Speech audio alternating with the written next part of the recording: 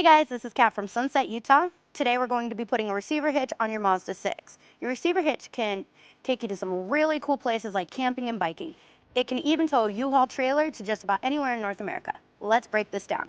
You will need the tools seen here to complete this installation.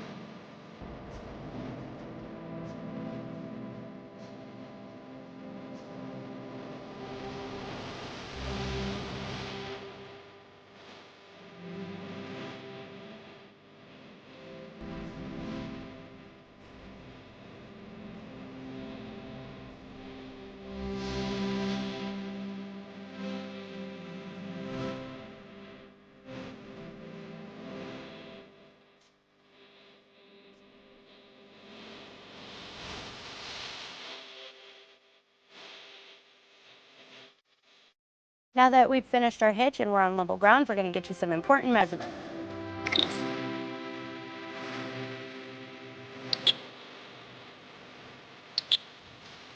I'm Kat, thanks for watching. If you have any questions about the products seen in this video, or if you'd like to schedule an installation with a U-Haul hitch professional, visit us online today at uhaulhitches.com.